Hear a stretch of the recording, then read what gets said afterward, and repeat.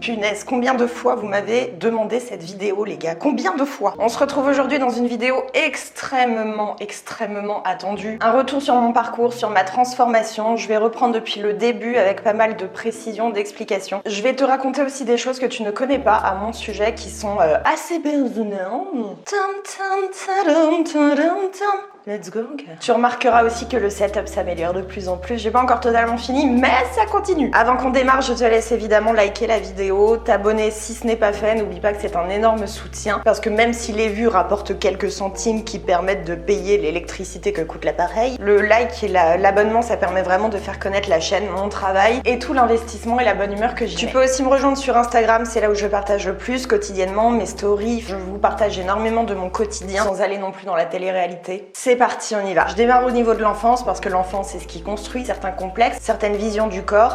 Je suis des années 90, il n'y avait pas le body positive, il y avait un rapport très différent au corps, les modèles étaient extrêmement différents puisque moi j'étais dans les années Ketmos, soit le skinny extrême, la minceur extrême, la minceur était vraiment l'objectif et certainement pas un corps athlétique comme vous pouvez le voir aujourd'hui sur les réseaux, un corps plus fitness, un corps en mode j'ai des formes mais là où je le veux. Tout le long de mon enfance, j'ai été non seulement la plus grande parce que je fais 1m76 aujourd'hui mais j'étais prévue à beaucoup plus, mais j'étais du coup aussi, grand effet visuel, un petit peu plus enrobée que la norme, que la moyenne des autres enfants. Et forcément, quand vous faites 10 à 20 cm de plus que tout le monde, le côté corpulence aussi est beaucoup plus présent. Donc dès gamine, j'ai vécu énormément de body bashing, de critiques. D'ailleurs, je tiens à faire une toute petite parenthèse, notamment pour les mamans. N'hésitez pas, lorsque vous entendez vos enfants dire une phrase type la grosse vache, la girafe ou toute autre forme finalement de body bashing, même si ça n'a rien à voir avec le poids, n'hésitez pas, si vous le pouvez, à les reprendre et à leur expliquer. Les gosses, ils n'inventent pas les mots tout seuls, ils l'ont forcément entendu de quelque part, des copains à la récré, des adultes qui parlent. Et c'est comme ça que quand ils grandissent, ils pensent que avoir 5 kilos de plus, c'est pas normal, t'es une grosse vache. Loin de moi l'idée de faire des leçons de morale, mais c'est vrai que si vous en avez la possibilité, dès que vous entendez quelque chose qui n'est pas normal, n'hésitez pas à leur expliquer. Une autre chose à laquelle je n'avais absolument jamais pensé, et je leur en veux pas du tout, mais en fait en préparant cette vidéo, je m'en suis rappelé. Et ça aide clairement pas à la construction de la confiance en soi. J'adore mes grands-parents, je les aime d'amour, ils ne sont plus de ce monde aujourd'hui, mais je les aime vraiment d'amour. Mais de par leur éducation aussi à eux, de par aussi le système alimentaire dans lequel ils étaient, parce qu'il n'y avait pas les supermarchés comme on les a aujourd'hui, l'abondance alimentaire comme il y en avait aujourd'hui. À chaque fois que je débarquais en vacances chez mes grands-parents, ma grand-mère me forçait à manger extrêmement strict, parce qu'elle trouvait que j'étais aussi physiquement pas forcément dans la norme. Donc dès que je partais chez mes grands-parents, on me forçait à faire du sport, on me forçait à manger très strict, uniquement des légumes et de la viande, tout ce qui était sucré et industriel, c'était pesé au gramme près. Et ma grand-mère me disait continuellement, faudrait que tu penses à perdre, tu devrais perdre un petit peu, tu serais vraiment plus jolie. Ces phrases sont choquantes aujourd'hui, mais encore une fois, on n'est pas du tout dans la même époque. Même si c'était qu'il y a 10 ans, 20 ans, on n'avait pas du tout ce rapport body positif qu'on peut avoir aujourd'hui. Si je le dis, c'est parce que très tôt, j'ai eu conscience que j'étais parue comme hors norme vis-à-vis de la société et on m'a mis en tête immédiatement, alors que moi toute seule, je me serais pas foutue en tête ces questionnements par rapport à mon corps. Je me pose des questions très jeune. En dessous de 10 ans, j'ai voulu faire mon premier régime. Je rentre chez mes parents, je vais voir ma mère, j'avais 8 ans. Je lui dis écoute, je suis trop grosse, je veux perdre du poids. Ma mère qui elle avait vécu l'antithèse de ça parce qu'elle avait souffert d'être trop maigre toute son adolescence et bref sa vie d'adulte, avait pleinement conscience du fait qu'un complexe physique pouvait pourrir la vie, donc elle m'a écoutée et elle m'a emmenée voir un professionnel pensant bien faire évidemment, une diététicienne nutritionniste, je sais plus exactement ce que c'était. Le problème c'est que même aujourd'hui la diète à laquelle j'avais à faire face ferait extrêmement scandale pour un adulte, donc je vous laisse imaginer pour un gosse. Je m'en souviens très bien parce qu'on était en plein été et en sucré, alors que t'es gosse tu vois, donc tu kiffes un petit peu le sucre. J'avais le droit qu'à un sorbet par semaine, l'unique truc sucré de ma semaine, tout le reste c'était asperges, haricots verts, de la viande sans huile, sans beurre, sans quelconque matière grasse, et ça a duré un mois. En un mois, à 8 ans, j'ai perdu 10 kilos. Et vis-à-vis de ça aussi, vis-à-vis de la diète et des régimes, on n'avait pas la conscience et l'information qu'on a aujourd'hui via internet, via les youtubers. C'est qu'un régime au sens restriction alimentaire, une fois que tu l'avais fini, tu le stoppais d'un coup, paf, c'était fini. Et forcément ma mère, juste après, a rétabli mon alimentation classique exactement comme avant. Vous vous doutez évidemment de ce qui s'est passé, d'autant plus que j'allais arriver à la puberté, à la construction finalement de mon corps, je continue à grandir, Donc évidemment, j'ai tout repris. Je me suis pas refait chier, même si ça m'a toujours un petit peu pourri l'inconscient, dans le sens où je me suis toujours sentie plus forte, plus épaisse que les autres. Ça m'a toujours emmerdée, mais c'est pas pour autant, et je tiens à le dire, que pour les jeunes filles qui me regardent, c'est bizarre ce que je vais dire, que je ne plaisais pas aux garçons. Bien au contraire. Je dis pas que c'est à cause de ça, ou pour ça, ou je ne sais qu'est-ce, mais pour avoir des petits copains, pour plaire aux garçons, pour moi, l'attitude et la confiance, le caractère jouent bien plus finalement que l'enveloppe corporelle. Donc certes, j'étais plus grosse que les autres, mais c'est pas pour autant que j'ai pas eu de mec ado, et c'est pas pour autant que je ne plaisais pas. On avance un petit peu, on arrive à mes 18 ans, je sors du bac, je pars en esthétique parce que je voulais être pendant un temps maquilleuse, etc. Je vous avais déjà expliqué pourquoi l'esthétique. Je pensais être plus belle ou plus mince en intégrant un milieu de la beauté. Et sachant que depuis enfant, ce côté esthétique et physique m'avait toujours un petit peu obsédée, je me suis dit ce serait trop cool aussi de pouvoir en parler à des clientes dont c'est le cas aussi, dont ce centre d'intérêt est assez préoccupant pour elles aussi. Donc j'ai fait ma transition vers l'esthétique et c'est là que ça va commencer à être chaud. Encore une fois, on n'est pas dans la même époque. Je tiens à le répéter et aujourd'hui, ça ne passe plus du tout.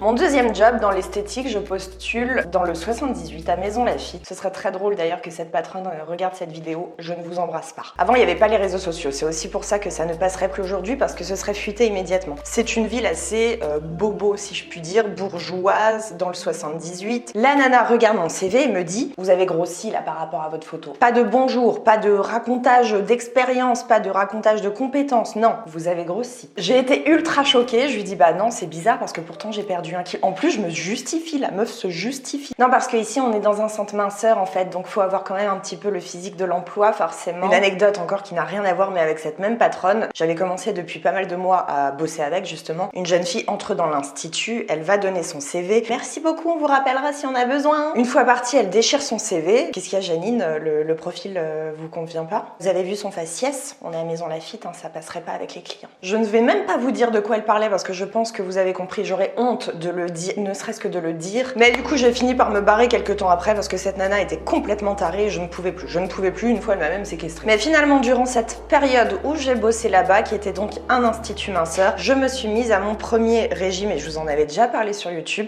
au fameux régime du camp. Sur les bons conseils de cette dame, hein, évidemment, qui m'a donc un petit peu forcée, même si ça reste de ma propre responsabilité, j'aime pas mettre la responsabilité sur les autres, on va dire qu'elle m'a bien... Hein, voilà. Donc je devais avoir 19 ans, ouais, je pense 19 ans, j'ai perdu entre 10 et 15 kilos en 3 mois, je ne sais plus exactement, avec un régime que j'ai mis donc très longtemps à rattraper par la suite quand j'ai commencé le fitness, parce qu'à cette époque-là, je ne faisais pas de sport, il faut le savoir. Le seul sport que je faisais finalement, c'était du cardio, j'allais courir pensant que ça faisait mincir. Je faisais aussi pas mal de crunch, tous les bons clichés de débutants qu'on pouvait avoir il y a 10 ans. Beaucoup moins aujourd'hui parce que maintenant il y a beaucoup d'informations grâce à moi qui vous sont facilement approchables. Je reviens pas sur les effets indésirables de ce régime parce que j'en ai fait une vidéo complète que je te remettrai. De toute façon, à chaque fois que je vais faire des refs, je vais te les remettre juste ici. Perte de cheveux, la perte de la totalité du peu que j'avais de mes muscles. À côté de ça, je faisais énormément la fiesta avec mon mec de l'époque, donc alcool, clope, bref, la totale. Ce n'était finalement pas un changement de vie, un changement de mode d'alimentation, un changement complet. C'était perdre pour perdre vite, et peu importe si c'était durable ou pas. À cette époque-là, du coup, j'étais dans un état psychique et physique assez pitoyable. Physique, je n'avais absolument pas le rendu que je voulais parce que certes, j'étais ultra skinny, je rentrais dans le 36 dans lequel je voulais rentrer. Mon objectif était un objectif de poids, là non plus, ça ne collait pas, et je m'étais bien rendu compte que même si j'avais atteint le poids que je voulais atteindre, soit 59 kilos. Pour autant, dans le miroir, ça ne me plaisait pas du tout. Et ça, c'est encore quelque chose que j'ai du mal à vous faire comprendre. C'est que quand vous vous dites « je veux perdre 5 kilos », j'ai envie de vous dire pourquoi. Pourquoi 5? Le poids n'a pas de sens qui vous intéresse, et je le comprends parce que je suis aussi dans ce cas-là. C'est un visuel, c'est un rendu dans vos fringues. C'est ce que vous dégagez peut-être quand vous voyez sur les photos, mais ce n'est pas un chiffre. Quand vous marchez dans la rue, il n'y a pas écrit sur votre front votre poids, les gens ne le savent pas. Donc tu peux faire 80 comme 50 kilos. Dans la rue, les gens ne le sauront jamais. J'ai donc quitté l'institut de la patronne folle avec mes moins 15 kilos et j'ai atterri dans un nouvel institut avec comme patron un homme, enfin un couple. Putain, qu'est-ce que je vais balancer? De toute façon, je donne pas de nom, je m'en fous, je donne pas de nom. À cette époque-là, j'étais avec mon ex-copain qui est donc celui juste avant Rudy, parce que Rudy maintenant ça fait 10 ans cette année qu'on est ensemble. Et c'est à cette époque-là, figurez-vous, que j'ai démarré les réseaux sociaux, mais c'est plus du tout mon compte d'aujourd'hui, c'était un ancien que j'ai renommé pour pas que les gens tombent dessus. Je vous montrerai à l'écran parce que j'ai rien à cacher, je m'en fous, et en plus vous allez voir comme ça des photos de moi, de quand j'ai débuté vraiment le fitness, mais encore une fois avec beaucoup d'erreurs. Déjà que le milieu de l'esthétique, les meufs, je sais pas s'il y en a qui y sont, c'est compliqué, mais alors quand t'as un patron comme je l'ai eu... J'avais un patron qui était pour ainsi dire un petit peu polygame quoi. Sa femme était aussi notre patronne. Pour autant, il avait son harem grâce à ses instituts de beauté. C'était folklore, hein, les problèmes que ça a pu nous attirer avec mes collègues à l'époque. Un bordel les gars, un bordel. Je pourrais vous refaire une vidéo juste avec mes histoires professionnelles parce que putain. D'un point de vue physique, j'ai continué à maigrir, toujours via cette histoire d'hyper protéiné dans l'excès, extrêmement peu de glucides, mais du coup je continuais forcément vu que je n'avais pas le bagage musculation aujourd'hui que j'ai, la conscience du corps aujourd'hui. Je faisais beaucoup de cardio, encore beaucoup de crunch, des petits exos au poids du corps en mode je lève la jambe sur le côté et c'est tout. Je le répète, ce n'était pas du tout le visuel que je voulais parce que je n'avais plus du tout de poitrine, d'où le fait que je les ai fait refaire aussi ensuite, ma ptose mammaire, c'est grâce à ça. Je n'avais plus du tout de cul, alors certes j'avais des cuisses assez fines mais c'était flasque en fait, sans vouloir dénigrer quelconque, d'ailleurs je le dis par rapport à moi, hein. Les termes que j'emploie vraiment ne les appropriez pas pour vous.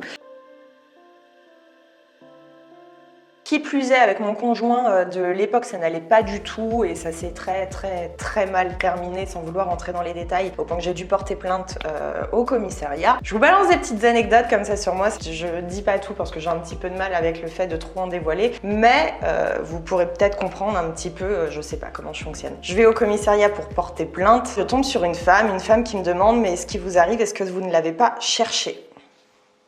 J'ai envoyé la photo de mon visage à mon patron, ce fameux patron polygame. Patron qui me dit c'est dommage qu'il ait pas tapé sur le cul, au moins ça aurait pas fait de marque. Et pour finir, on enfonce bien le couteau dans la plaie. La mère de mon ex-conjoint qui m'appelle, qui me dit quand même tu vas détruire sa vie avec cette plainte, etc. J'ai fini par retirer ma plainte. J'en viens à une période un petit peu plus récente parce que je rencontre Rudy, je rencontre mon acolyte, mon binôme. Quand j'ai rencontré Rudy, je ne faisais pas de musculation comme j'en fais aujourd'hui, c'était vraiment dans les tout débuts avec lui où je l'ai un peu pris dans tout cet engrenage. Je suis restée dans l'esthétique encore je crois et dans ce même institut avec ce patron 3 ans durant lesquels on a été ensemble et c'est à cette période que j'ai vraiment souhaité faire ma reconversion professionnelle en tant que coach sportif, personnel trainer avec le diplôme américain dont je vous avais déjà parlé. Je voulais pas passer le diplôme français parce que d'un point de vue bagage, après en avoir discuté avec pas mal de gens, dont Nassim, il ne m'intéressait pas. J'ai donc passé ce diplôme en parallèle de mon boulot dans l'esthétique. Pour vous dire une journée, le boulot à l'institut c'était de 9h, on va dire 19h30, 20h, même si ça fermait à 19h, tu devais rester ensuite pour tout ranger. Juste après, j'allais à la salle une bonne heure et demie. Et juste après, j'enchaînais avec mes cours théoriques pour passer du coup mon diplôme. Les samedis, je partais en Belgique passer la pratique parce que l'école était en Belgique. Donc j'avais des semaines, les gars, mais alors des semaines. Par contre, quand t'es passionné par un domaine, et en l'occurrence moi c'était le cas, fitness muscu, la science du corps, j'étais aux anges. J'avais enfin trouvé le truc dans lequel je me passionnais, un truc de malade. Et encore une fois, à cette époque, mes réseaux sociaux n'avaient pas du tout décollé au point que je change et que je finisse par faire mon Instagram Caroline qui s'appelait Fit au début, je crois, que j'ai changé par Caroline Rowe. Mais donc j'ai passé mon diplôme non pas par vocation d'être sur les réseaux sociaux et que ça fonctionne vraiment pour être coach personnel. Plus j'en ai appris via mon diplôme et mon côté un petit peu autodidacte où j'adore apprendre, plus j'ai évolué physiquement, j'ai commencé à reprendre du poids. Elle va se péter la gueule. Vas-y, je t'en prie.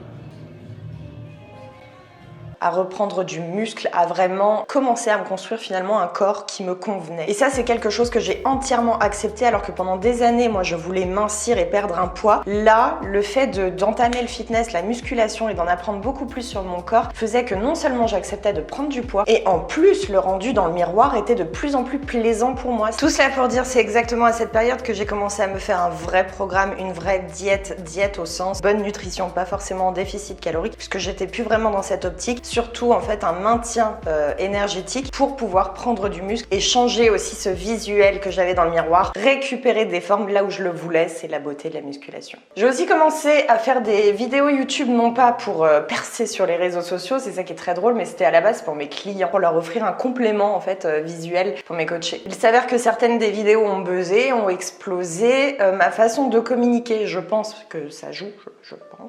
Je suis arrivée aussi à l'époque où je contrais un petit peu avec les faits scientifiques tout ce qui pouvait se dire de bullshit sur les réseaux sociaux et j'expliquais le pourquoi. Je pense que c'est aussi pour ça que les gens ont beaucoup accroché avec moi et c'est vraiment le leitmotiv de ma chaîne, de mes réseaux sociaux. C'est de mettre à mal les conneries, de vous expliquer pourquoi ce que je dis est potentiellement vrai, même s'il faut toujours avoir son propre avis, mais surtout de vous faire comprendre votre corps, d'aller plus loin dans vos recherches, de façon à ce que les conseils que je vous propose, en fait, vous les compreniez et donc qu'ils perdurent. Quand on comprend quelque chose, on l'adopte. Quand on a fondé Be-Strong avec Rudy, l'application, il s'est avéré qu'on est entré dans une charge de travail, même si je travaillais déjà énormément, j'avais eu mes sorties de livres à la Fnac et tout avec Solar avant, j'avais eu pas mal de choses où je travaillais, je bossais déjà jour et nuit. Avec Be-Strong, ça a été encore un niveau supérieur, ce qui a provoqué un petit effet indésirable. J'ai oublié de manger. Ma personne n'était plus du tout la priorité. Ma priorité, c'était vous, la qualité de l'application, mon travail, mes réseaux sociaux, pouvoir gérer à la fois la production de contenu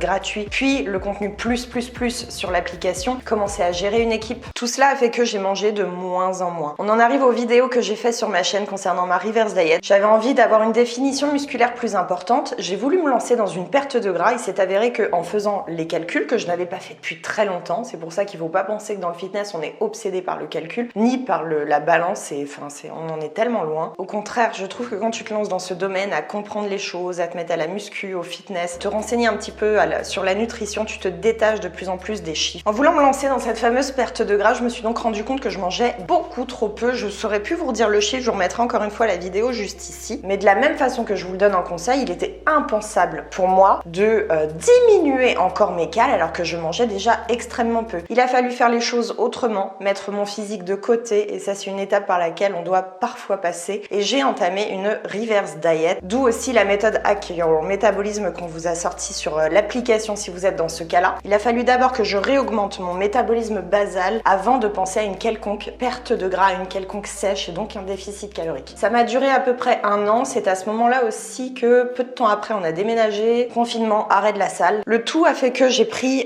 du poids, ce que je vous ai expliqué et documenté. L'objectif que je m'étais fixé, je l'ai atteint, j'ai réaugmenté ma quantité de calories que je consommais tous les jours, j'ai réaugmenté mon métabolisme basal parce qu'à côté de ça, j'ai évidemment utilisé les programmes les programmes Be-Strong. J'ai aussi pas mal augmenté mon NEAT, ça aussi je vous l'ai documenté vis-à-vis de mes pas, tout ça, la montre, etc.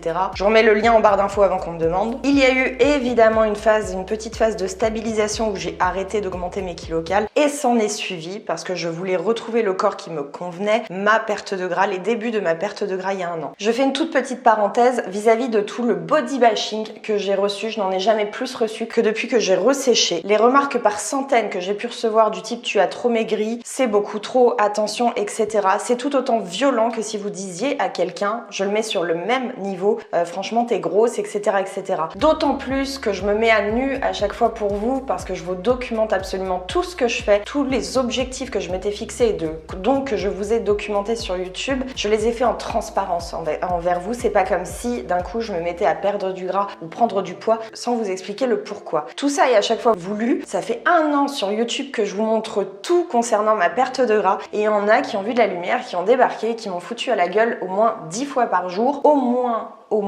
10 fois par jour, t'as trop maigri. C'est pas parce qu'un corps mince est aujourd'hui considéré comme la norme sociale que ce n'est pas du body bashing quand vous foutez à la gueule de quelqu'un t'as trop maigri, je te trouve moins belle qu'avant. Ces commentaires, je ne les invente pas, je les ai reçus. Certes, je suis dans le domaine du fitness, de la musculation, donc je me dois un petit peu malheureusement, pour être crédible, de conserver une certaine shape. Mais je fais les choses avant tout pour moi, pour ce que je veux renvoyer dans le miroir. Un avis qui n'est pas demandé est tout simplement un avis qui ne doit pas être donné. Encore pire quand c'est à viser négative parce que, outre blesser, je ne vois vraiment pas l'intérêt. Je vois pas du tout l'intérêt. Quand c'est pour encourager, envoyer du love et tout, enfin, moi je ne me verrais pas envoyer une critique négative, même si je la pense. Vous avez le droit de la penser, ça c'est évident. Mais quel est l'intérêt, vraiment, c'est une vraie question, de me dire je te trouvais plus belle avant. Outre pour ces gens-là de se mettre au-dessus de moi, de vouloir se mettre au-dessus de moi et de me rabaisser, expliquez-moi vraiment l'intérêt que je dois tirer d'un commentaire du type tu as trop maigri, je te trouve plus belle avant. C'était une petite parenthèse. Il s'avère qu'aujourd'hui, je fais donc moins 10 kg par rapport à la fin de ma reverse diet. J'ai commencé à mon poids le plus haut à 74, je suis aujourd'hui à 64. Je rappelle également un gros holà, vous pourrez le vérifier sur ma chaîne YouTube puisque j'ai tout documenté, que cette perte a pris, je dirais même plus d'un an. J'allais dire un an, mais je crois que ça fait plus d'un an et vous pouvez absolument tout retracer parce que je vous ai tout dit. J'ai fait d'ailleurs un premier bilan il y a quelques mois où je commençais à perdre mais ce n'était pas encore trop ça et il s'avère que pour beaucoup ça vous a tapé à l'œil ce dernier mois finalement, ces dernières semaines où vraiment ça vous a sauté aux yeux. Ça je vous en avais d'ailleurs déjà parlé, c'est comme les potes ou si vous avez de la famille etc. Vous voyez, ou même pour vous-même, vous voyez le changement que lorsqu'il est très important, même s'il est progressif, votre cerveau le capte seulement à partir d'une certaine quantité de transformation. C'est pour ça que les photos sont importantes pour voir les petites progressions un petit peu plus régulièrement.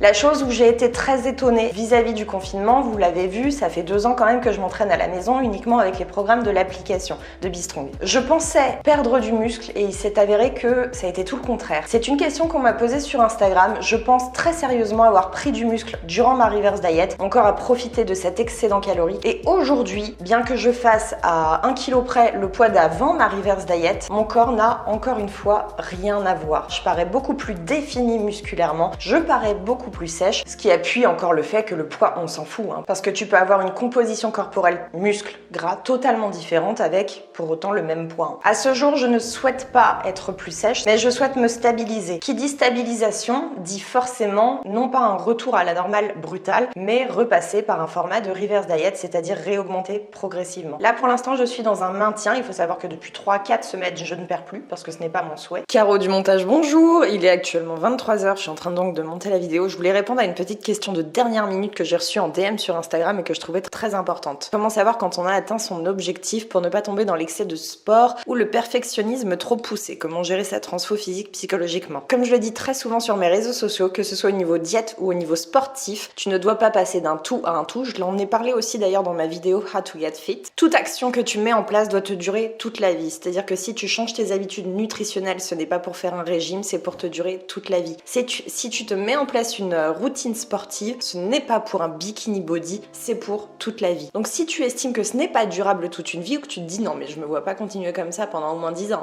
c'est que c'est trop. Pour parler uniquement des aliments que je consomme, je pourrais manger comme ça toute ma vie parce que je n'ai pas de frustration, je n'ai pas la sensation de me priver, je mange de tout ce qui peut me faire plaisir parce que moi je ne retrouve pas mon plaisir dans des trucs ultra industriels ou alors assez rarement. Et au niveau sportif, je n'ai pas fait ni plus ni moins outre le NEAT et là ça n'a rien à voir avec mon programme de sport que j'ai augmenté. Je ne me suis pas donné 1000 fois plus pendant ma perte de gras, donc c'est vraiment une routine que j'ai installée qui pourrait potentiellement me durer à vie, c'est juste que là, je vais bientôt stopper, donc je vais réaugmenter au fur et à mesure mes kilocals. Mais je fais en sorte que mon corps comprenne ce qui s'est passé et l'imprègne vraiment pour du long terme. En tout cas, je suis d'autant plus fière des programmes qu'on vous fait sur l'application parce que je vous le dis vraiment, je n'aurais pas pensé conserver cette quantité musculaire, voire même la développer, enfin bref, avoir cette recomposition corporelle que je voulais vraiment en travaillant à la maison, du coup, ce qui contre un petit peu tout ce qui peut se dire finalement sur les réseaux sociaux. Mais ça, je vous en avais parlé dans ma vidéo How to Get Fit. Nous, ce qu'on veut, c'est non pas un bodybuilding pour monter sur scène, c'est un corps qui soit harmonieux, homogène, relativement musclé. Pour certains, attention, avec pas trop de gras. Si t'as pas cet objectif, y a pas de problème. Mais on ne souhaite pas avoir l'esthétisme parfait d'un corps qui monte sur scène. C'est pour ça que la salle, aujourd'hui, je me suis réinscrite il y a 2 semaines avec Rudy. Vous le voyez dans les stories Insta. J'y vais avec parcimonie, mais je conserve principalement les programmes de l'application parce que,